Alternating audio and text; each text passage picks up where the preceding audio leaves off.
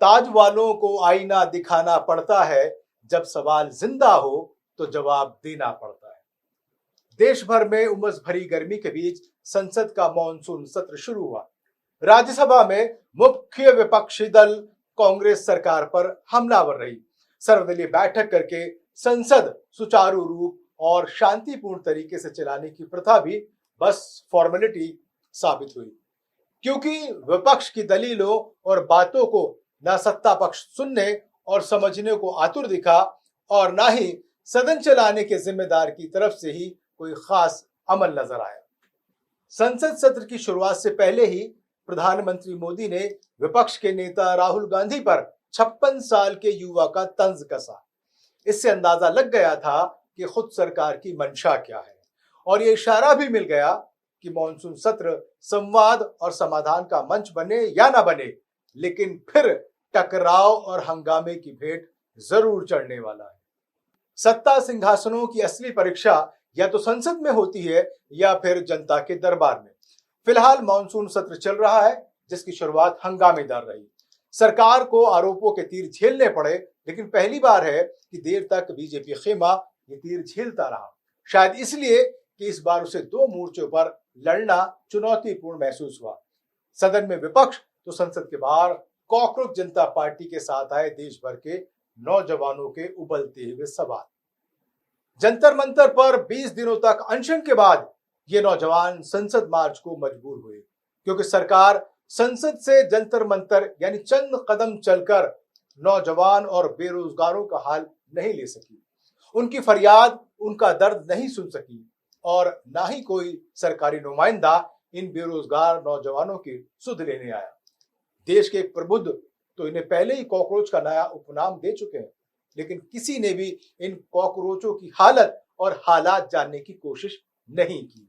ये जंतर मंतर पर ही थे कि सरकार ने इन पर आरएएफ को छोड़ दिया, जिसके बाद आरोप लगाया गया कि कॉकरोचों ने बैरिकेडिंग को तोड़ने की कोशिश की, जैसा कि पहले भी होता रहा है। नीली वर्दी वाले रैपिड एक्शन फोर्स ने लाठियां भांज डाली, युवाओं को जहां पाया वहीं कीड़े मकोड़ों की तरह पीट डाला। इनमें ना तो सरकार को देश का भविष्य नजर आया और ना ही इन लाठीधारी योद्धाओं को किसी में डॉक्टर, इंजीनियर नजर आया। सबको लग रहा था जैसे ये सारे के सारे सिर्फ कॉकरोच ही हैं, जिन्हें फौरन खत्म कर देना ही देश का परम कर्तव्य है। लिहाजा कितनी लाठियां पड़ी, कहां पड़ी, इसकी कोई गिनती नहीं। इन्हें अंदाजा नहीं कि ये देश का नौजवान है, जो अपनी पे आ गया तो सिस्टम की चूल्हे हिला डालेगा। अब बात करें सोनम वांगचुक की, तो सोनम वांगचुक ने सफदरजंग अस्पताल के डायरेक्टर मेडिकल सुपरिटेंडेंट को एक चिट्ठी अपने हाथ से लिखी, जिसमें उन्होंने कहा है कि आज मैं पहले से अच्छा महसूस कर रहा हूं और मेरी सेहत पहले से ज्यादा अच्छी है।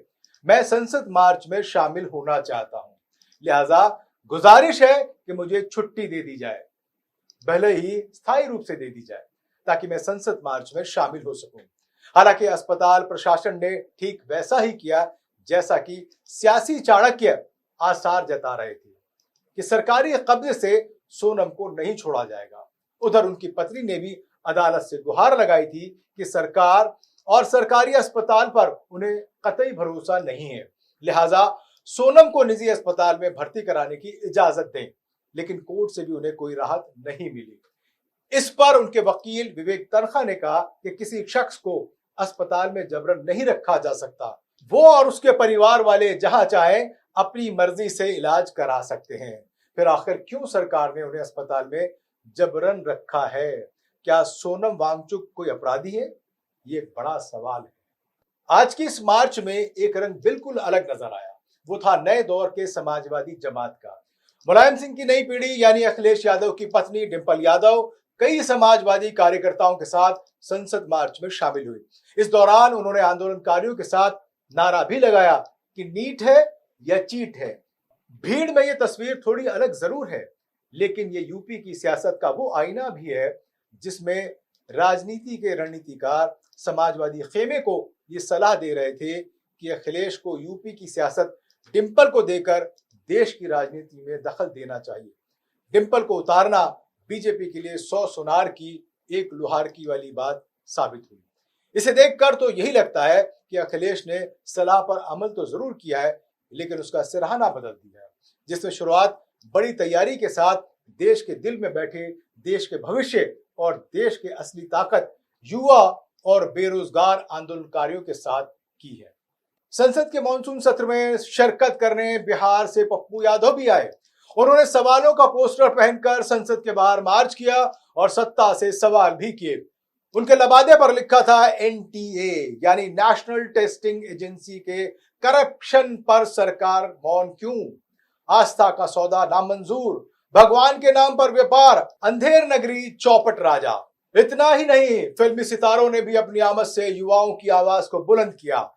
नसीरुद्दीन शाह, प्रकाश राज, शबाना आजमी, ऋचा चड्ढा, स्वरा भास्कर, कुणाल कामरा, वकुनिका सदानंद और पूजा पांडे वहां पहुंची।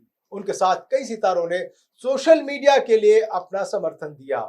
यानी जंतर मंतर से संसद मार्ग तक चंद किलोमीटर के दायरे में देश का हर रंग नजर आया। ये इस बात की दलील है और गवाही ही है कि लोकतंत्र की बदहाली से देश कितना परेशान है और इसकी सेहत के लिए कितना फिक्रमंद है। उधर संसद में गर्मा गर्म बहस और सवालों का दौर जारी रहा तो बाहर सिस्टम के कर्णाधार दमन का दारुण दृश्य दिखा रहे थे। संसद जाने वाली सड़कें नीली और खाकी वर्दी से पट्टी पड़ी थी तो दिल्ली तक आने वाली हर सड़क, हर हाईवे पर जगह जगह पुलिस का कड़ा पहरा था, बैरिकेडिंग और चेकिंग थी, लिहाजा हर और लंबा जाम लगा दिखाई दिया। शायद ये सरकार की सोची समझी रणनीति का एक हिस्सा था। ऐसे में कोई चीखे या चिल्लाए, मरे चाहे जिए, अस्पताल पहुंचे या शमशान। बहरहाल सरकार तो बस इसी मूड में नजर आ रही है कि किसी तरह ये मानसून की घटा छट जाए, फिर देखेंगे।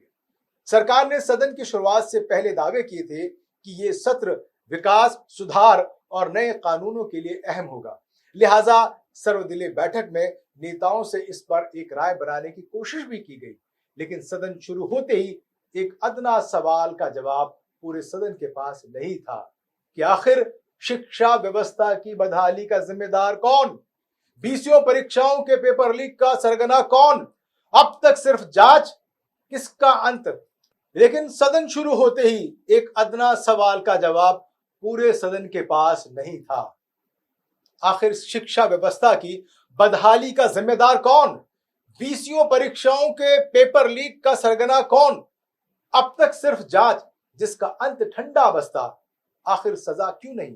सरकार को शिक्षा मंत्री धर्मेंद्र प्रधान से इतना प्यार क्यों कि पूरा देश सिर पर उठा लिया लेकिन प्रधान को आज तक नहीं आने दी। नौजवानों को सड़क पर उतरने को मजबूर करने वाली सरकार ने शिक्षा मंत्री पर कार्रवाई क्यों नहीं की? आखिर क्यों प्रधान का इस्तीफा अब तक नहीं लिया गया? क्या यह एक तरीके की कोशिश है कि सरकार को गंभीर और संवैधानिक मामलों से बचाकर बाहर निकाल लिया जाए?